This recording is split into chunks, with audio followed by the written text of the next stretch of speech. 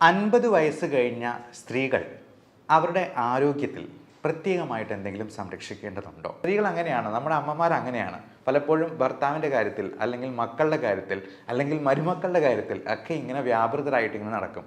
അവരുടെ ആരോഗ്യത്തെക്കുറിച്ച് അവർ മറന്നു പോകുന്നു എന്നുള്ളതാണ് സത്യം. അമ്മമാരോട് എനിക്ക് പറയാനുള്ള ഒരു റിക്വസ്റ്റ് ഇതാണ്.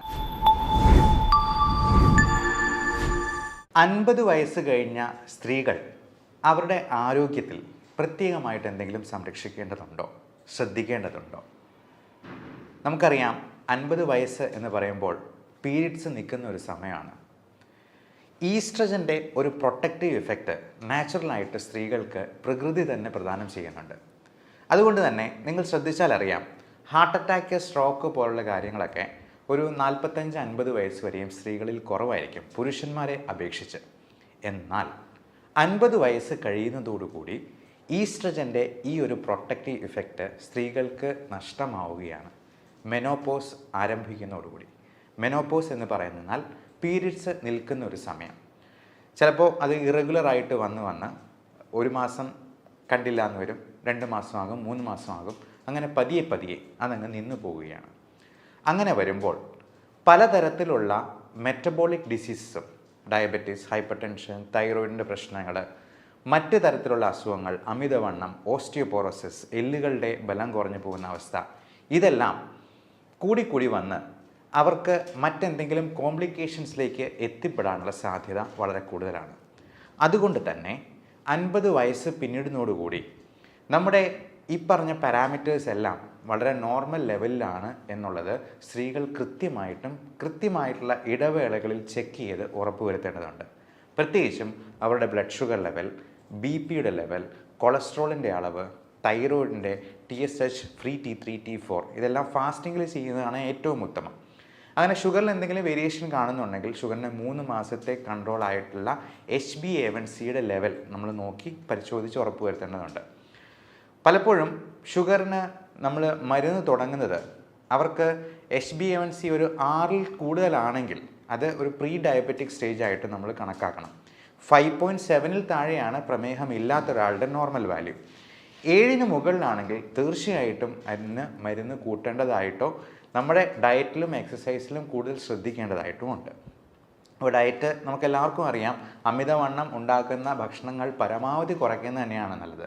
അത് ഏറ്റവും പ്രധാനം ഷുഗർ ഉള്ള ഭക്ഷണ സാധനങ്ങൾ, ബേക്കറി സാധനങ്ങൾ, മൈദ അടങ്ങിയിട്ടുള്ള സാധനങ്ങൾ, പിന്നെ അരിയാഹാരങ്ങളാണെങ്കിലും നമ്മൾ കഴിക്കുന്നതിൽ നിന്നും ഒന്ന് പകുതിയാക്കി കുറയ്ക്കാൻ പറ്റുവാണെങ്കിൽ ഏറെ നല്ലത്. പ്ലേറ്റ് മെത്തേഡ് ഫോളോ ചെയ്യുകയാണ് എന്നാണ് നമ്മൾ ഡോക്ടർമാർ സാധാരണ അഡ്വൈസ് ചെയ്യുക. 1/4 carbohydrate, 1/4 protein, 1/4 green leafy vegetables, 1/4 fruits. അപ്പോൾ ഇങ്ങനെയുള്ള പ്ലേറ്റ് മെത്തേഡിലോട്ട് മാറുക. കൃത്യമായി അരമണിക്കൂറെങ്കിലും ഒരു ദിവസം എക്സസൈസിന് വേണ്ടി കൊടുക്കാനായിട്ട് ശ്രമിക്കുക. എക്സസൈസ് നമുക്ക് പ്രായമായവർക്ക് ചെയ്യാൻ പറ്റുന്ന രീതിയിലുള്ള ലളിതമായ വ്യായാമങ്ങളുണ്ട്. അപ്പോൾ അങ്ങനെയുള്ള വ്യായാമങ്ങളും നമ്മൾ നമ്മുടെ ചാനലിൽ തന്നെ അപ്ലോഡ് ചെയ്തിട്ടുണ്ട്. ഞങ്ങളുടെ കൂടെ തന്നെ എക്സസൈസ് ചെയ്യാവുന്ന രീതിയിൽ നമ്മൾ ലൈവായിട്ടുള്ള വീഡിയോസും അപ്ലോഡ് ചെയ്യുന്നുണ്ട്. അപ്പോൾ ഞങ്ങളുടെ കൂടെ തന്നെ പാർട്ടിസിപ്പേറ്റ് ചെയ്ത് ഈ എക്സസൈസിലും പാർട്ടിസിപ്പേറ്റ് ചെയ്തുകൊണ്ട് നമ്മുടെ ഫാമിലിയിൽ ഒരു അംഗമായിരിക്കാൻ ഞങ്ങളെ കൂടി അനുവദിക്കുക എന്നുള്ളതാണ് പറയാനുള്ളത്. അതോടൊപ്പം 50 വയസ്സ് പിന്നിടുമ്പോഴേക്കും നമുക്ക് ക്യാൻസർ എന്ന് പറയുന്ന ഒരു മഹാമാരി നമ്മളെ ഒന്ന് കീഴ്പ്പെടുത്താൻ അല്ലെങ്കിൽ ഒന്ന് ഞൊണ്ടി നോക്കാനുള്ള സാധ്യതയുണ്ട്. പ്രത്യേകിച്ചും സ്ത്രീകൾക്ക് ഇപ്പോൾ അണ്ഡാശയ സംബന്ധമായിട്ടുള്ള ക്യാൻസറുകളോ അസുഖങ്ങളോ വരാം. യൂട്രസ് സംബന്ധമായിട്ടുള്ള മിക്കവാറും ഹിസ്റ്റക്ടമിയൊക്കെ കഴിഞ്ഞിട്ടുള്ള പേഷ്യൻസ് ഉണ്ടാകും. യൂട്രസ് റിമൂവ് ചെയ്യാതെ ഇപ്പോൾ പലപ്പോഴും ഇങ്ങനെയുള്ള പ്രശ്നങ്ങളൊക്കെ സ്ത്രീകൾ ആരോടും പറയാതെ ഒളിച്ചു വെച്ചിങ്ങനെ മുമ്പോട്ട് പോകും. അത് അതിസങ്കീർണമായി കഴിയുമ്പോഴായിരിക്കും പുറത്താരെങ്കിലുമൊക്കെ അറിയുക തന്നെ.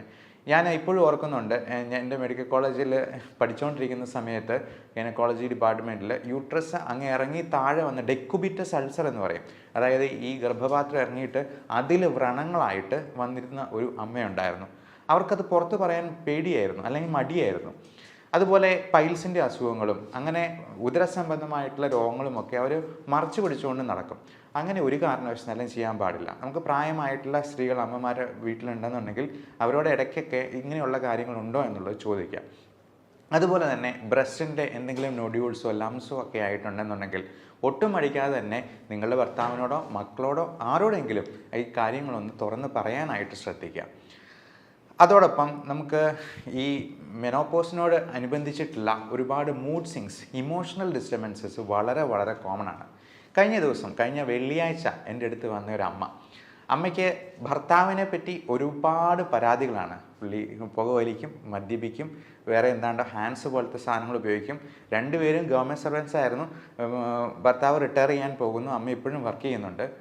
ഇത് ഈ ഭർത്താവിൻ്റെ കാര്യങ്ങൾ ഇങ്ങനെ പറഞ്ഞ് സ്ത്രീകൾ അങ്ങനെയാണ്, നമ്മുടെ അമ്മമാർ അങ്ങനെയാണ്. പലപ്പോഴും ഭർത്താവിൻ്റെ കാര്യത്തിൽ, അല്ലെങ്കിൽ മക്കളുടെ കാര്യത്തിൽ, അല്ലെങ്കിൽ മരുമക്കളുടെ കാര്യത്തിൽ ഒക്കെ ഇങ്ങനെ വ്യാപൃതരായിട്ട് ഇങ്ങനെ നടക്കും. അവരുടെ ആരോഗ്യത്തെക്കുറിച്ച് അവർ മറന്നു പോകുന്നു എന്നുള്ളതാണ് സത്യം. അപ്പോൾ അമ്മമാരോട് എനിക്ക് പറയാനുള്ള ഒരു റിക്വസ്റ്റ് ഇതാണ്: ഇനി 50 വയസ്സ് പിന്നിട്ടെന്നാൽ നമ്മൾ ബാക്കിയുള്ളവരുടെ കാര്യത്തിൽ ഇടപെടുന്നതും അവരെ ശകാരിക്കുന്നതും അവരെ നേർവഴിക്ക് നയിക്കുന്നതിനും പകരം നമ്മുടെ കാര്യങ്ങൾ കൂടുതലായിട്ട് ശ്രദ്ധിക്കാനായിട്ട് നോക്കുക. നമ്മുടെ സന്തോഷം, നമ്മുടെ ആരോഗ്യം അത് നമ്മുടെ കൈകളിൽ മാത്രമാണ് എന്നുള്ള കാര്യം ഇടയ്ക്കിടയ്ക്ക് ഓർമ്മിപ്പിക്കുന്നത് നന്നായിരിക്കും. ഇപ്പോൾ എൻ്റെ അമ്മയാണെന്നുണ്ടെങ്കിലും ഡയബറ്റിക് രോഗിയാണ്. പല കാര്യങ്ങളിലും നമ്മളെ ഇങ്ങനെ അകാരണമായിട്ട് അവരുടെ സ്നേഹം കൂടുതൽ കൊണ്ട് നമ്മളെ ഇങ്ങനെ ഇൻവോൾവ് ആക്കുമ്പോഴത്തേക്കും ഞാൻ തന്നെ ഇടയ്ക്ക് പറയും, ഗ്ലൂക്കോമീറ്റർ വെച്ചിട്ട് ഒന്ന് ഷുഗർ നോക്കി കാണിച്ചുകൊണ്ട് വന്നേ, BP ഇപ്പം തന്നെ ഒന്ന് നോക്കട്ടെ എന്ന് പറയുമ്പോഴത്തേക്കും അന്നേരമാണ് അവരുടെ ആരോഗ്യത്തെപ്പറ്റി അവർ തന്നെ വിചാരിക്കുന്നത് അല്ലെങ്കിൽ ചിന്തിക്കുന്നത് എന്നുള്ളതാണ് സത്യം. അപ്പോൾ ഇത്തരത്തിലുള്ള കാര്യങ്ങളിൽ നമ്മൾ തന്നെ പ്രത്യേക ശ്രദ്ധ പുലർത്തുക. മാത്രമല്ല, നമുക്ക് സന്തോഷമുണ്ടാക്കുന്നത് എന്താണ് എന്നുള്ളത് സ്വയം മനസ്സിനോട് ചോദിച്ചറിഞ്ഞ് ആ കാര്യങ്ങളിൽ വ്യാപൃതരാവാനായിട്ട് പ്രത്യേകം ശ്രദ്ധിക്കുക. ഈ സ്ട്രെസ് മാനേജ്മെൻറ്റ് വളരെ വളരെ വളരെ ഇമ്പോർട്ടൻ്റ് ആയിട്ടുള്ളൊരു കാര്യമാണ്. കാരണം നമ്മുടെ മറ്റു പല അസുഖങ്ങളും ഈ പറയുന്ന സൈക്കോളജിക്കലായിട്ടുള്ള പ്രോബ്ലംസിൽ നിന്ന് വരാം. നമ്മുടെ ഈ സ്ട്രെസ് ഹോർമോൺസ് റിലീസ് ആകുമ്പോൾ തന്നെ നമ്മുടെ ഹൃദയത്തിൻ്റെ ആരോഗ്യത്തെയും ശ്വാസകോശത്തിൻ്റെ ആരോഗ്യത്തെയും, ശ്വാസകോശം നന്നായിട്ട് ഫങ്ഷൻ ചെയ്താലേ നമ്മുടെ ബ്ലഡിൽ ആവശ്യത്തിന് ഓക്സിജൻ ഉണ്ടാകത്തുള്ളൂ. എന്നാലേ അത് ഹൃദയം പമ്പ് ചെയ്ത് എല്ലാ കോശങ്ങളിലേക്കും എത്തിക്കത്തുള്ളൂ. അതുപോലെ തലച്ചോറിൻ്റെ ആരോഗ്യത്തെയും എല്ലാം ബാധിക്കും. ഞാൻ കഴിഞ്ഞ ദിവസം വന്ന ആ അമ്മയുടെ കാര്യത്തിൽ അമ്മയ്ക്ക് ഉറക്കമില്ലാണ്ട് പോയിരിക്കുകയാണ്. എന്നാൽ ഇതിന് ഒരു ട്രീറ്റ്മെൻറ്റ് എടുക്കാനായിട്ട് അമ്മയ്ക്ക് തന്നെ മടിയാണ്. എന്നിട്ട് അമ്മയുടെ ആങ്ങളയുടെ പേരിലാണ് എനിക്ക് ഫയൽ എടുത്തുകൊണ്ട് വന്നതാണ് എന്നുള്ളതാണ് ഏറ്റവും രസകരമായിട്ടുള്ള കാര്യം. അപ്പോൾ ഈ ആങ്ങള നിർബന്ധിച്ച് പറഞ്ഞാണ് എൻ്റെ അടുത്തേക്ക് കൂട്ടിക്കൊണ്ട് വന്നത്. അപ്പോൾ അമ്മയോട് ഞാൻ ഒരു അരമണിക്കൂറോളം, ഒത്തിരി ദൂരത്തുനിന്ന് വന്നതാണ്, നമുക്ക് ഒരുപാട് ദൂരത്തുനിന്ന് 3-4 മണിക്കൂറൊക്കെ ട്രാവൽ ചെയ്ത് വരുന്ന പേഷ്യൻസ് ഉണ്ട്. അപ്പം നമ്മൾ അരമണിക്കൂറെങ്കിലും അവരോട് സംസാരിക്കാനായിട്ട് സമയം കണ്ടെത്താറുണ്ട്, എത്ര തിരക്കുണ്ടെങ്കിലും.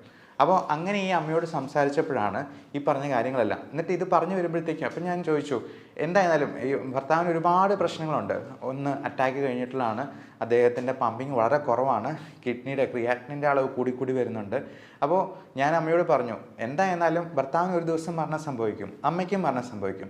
ഈ പറഞ്ഞ പരാതികളെല്ലാം ഉന്നയിച്ചിട്ട് അവസാനം അമ്മയ്ക്കായിരിക്കും ആദ്യം അസുഖം വന്ന് മരണം സംഭവിക്കും. നമുക്ക് പറയാൻ പറ്റില്ല. നമ്മുടെ കാര്യത്തിൽ നമ്മൾ ശ്രദ്ധ പുലർത്തിയില്ലെങ്കിൽ നമ്മുടെ ആരോഗ്യം നഷ്ടമാവുന്നത് നമ്മൾ പോലും അറിയില്ല എന്നുള്ളതാണ്.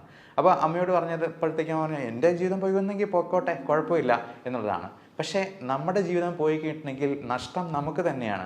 മാത്രമല്ല, നമ്മൾ വീണ് പോയി കിടന്നു കഴിഞ്ഞിട്ടുണ്ടെങ്കിൽ നമ്മുടെ മക്കൾക്കാണ് കൂടുതൽ ബുദ്ധിമുട്ടുണ്ടാവുക എന്നുള്ള കാര്യം ഇടയ്ക്കിടയ്ക്ക് സ്വയം ഓർമ്മിപ്പിക്കാനായിട്ട് പ്രായമായിട്ടുള്ള അമ്മമാർ പ്രത്യേകം ശ്രദ്ധിക്കുക എന്നുള്ളതാണ് പറയാനുള്ളത്.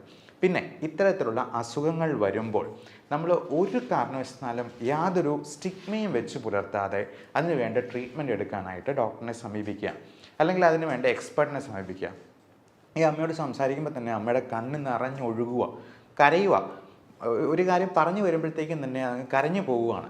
അപ്പം അത് ഭയങ്കര ഒരു ഡിപ്രഷൻ, ആങ്സൈറ്റി ഡിസോർഡറിലോട്ട് അത് മാറിയ ഒരവസ്ഥയായിരുന്നു നമ്മൾ കണ്ടത്. അതിനൊക്കെ നമ്മൾ ചെറിയൊരു മരുന്ന് കൊടുക്കുമ്പോഴത്തേക്കും തന്നെ അതിനകത്ത് ഒത്തിരി വ്യത്യാസം വരും. കാരണം ഈ ഉറക്കമില്ലാണ്ട് പോകുന്ന അവസ്ഥ തന്നെ എത്ര ഭീകരമായിരിക്കും. ചിലർക്ക് ഉറക്കം കൂടുതലായിരിക്കും, നേരെ തിരിച്ചായിരിക്കും. അപ്പോൾ നമ്മുടെ ഹാപ്പി ഹോർമോൺസ് ആയിട്ടുള്ള എൻഡോർഫിൻസ്, സൈറ്റോകിൻസ്, ഓക്സിറ്റോസിൻ, സെറോട്ടോണിൻ, ഡോപ്പമൈൻ തുടങ്ങിയ ഈ 5 ഹോർമോണിൻ്റെ ലെവലിൽ ഒരുപാട് വ്യത്യാസങ്ങൾ വരുന്നുണ്ട്. ബയോകെമിക്കൽ വേരിയേഷൻസ് നമ്മളതിനെ മെഡിക്കൽ സയൻസിൽ പറയാറുണ്ട്. അപ്പോൾ ഈ വേരിയേഷൻസ് കറക്റ്റ് ചെയ്യാനായിട്ട് നമുക്കതിന് വേണ്ട കാര്യങ്ങളൊക്കെ ചെയ്യണം, അല്ലെങ്കിൽ അതൊരിക്കലും കറക്റ്റ് ചെയ്യാം. ഇപ്പോൾ സോഡിയോ പൊട്ടാസിയോ കുറഞ്ഞു കഴിയുമ്പോഴത്തേക്കും നമ്മൾ ആ സോഡിയം കൊടുക്കുക എന്നുള്ളതാണ് ഏറ്റവും അത്യാവശ്യമായിട്ട് ചെയ്യേണ്ടത്. അല്ല പൊട്ടാസ്യം കൂടിപ്പോയെന്നാൽ ആ പൊട്ടാസ്യത്തെ കുറയ്ക്കാനുള്ള കാര്യങ്ങളാണ് നമ്മൾ കൊടുക്കുക. അപ്പം പൊട്ടാസ്യം കുറയ്ക്കാനായിട്ട് ഒരുപാട് മാർഗ്ഗങ്ങളുണ്ട്. അസ്താലിൻ നെബുലൈസേഷൻ പോലും നമ്മൾ കൊടുക്കാറുണ്ട്. ഇൻസുലിൻ ഇൻഡെക്സ്ട്രോസ്, അത് ഈ ഹൈപ്പർ കലീമിയ പ്രോട്ടോക്കോൾ എന്ന് പറഞ്ഞാൽ ഞങ്ങൾക്ക് ക്രിട്ടിക്കൽ കെയറിൽ പ്രത്യേകമായിട്ടൊരു പ്രോട്ടോക്കോൾ തന്നെയുണ്ട്. അപ്പോൾ പൊട്ടാസ്യം ഒരു 5-6 ഒക്കെ ആയിട്ട് 6ന് മുകളിലായി കഴിയുമ്പോഴത്തേക്കും പേഷ്യൻറ്റിന് ഒരുപാട് പ്രശ്നങ്ങൾ വരും. അപ്പോൾ ഇങ്ങനെയുള്ള വേരിയേഷൻസ് കറക്റ്റ് ചെയ്താൽ മാത്രമേ ഈ അസുഖങ്ങൾ പരിഹരിക്കപ്പെടത്തുള്ളൂ. അതിന് ഒരു മതപുരോഹിതൻ്റെ അടുത്ത് പോയി ഉപദേശിപ്പിച്ചെന്നാലൊന്നും നേരെ ആകില്ല എന്നുള്ള കാര്യം പ്രത്യേകം. ഉപദേശം നടന്നോട്ടെ, കുഴപ്പമില്ല. നമ്മുടെ പ്രാർത്ഥന എന്ന് പറയുന്നത് നമുക്ക് കൺസ്ട്രക്റ്റീവായിട്ട് ഉപയോഗപ്പെടണം. പലപ്പോഴും ഈ സ്ത്രീകളായിരിക്കും കൂടുതലും ഈ മത പുരോഹിതരുടെ അടുത്തോ അല്ലെങ്കിൽ പള്ളികളിലോ അമ്പലങ്ങളിലോ ഒക്കെ ഇങ്ങനെ കയറി ഇറങ്ങുന്നത്. അതിന് കാരണം അവരൊരു കാരണമുണ്ടാക്കി പുറത്ത് ചാടുകയാണെന്നാണ് നമുക്ക് തോന്നിയിട്ടുള്ളത്.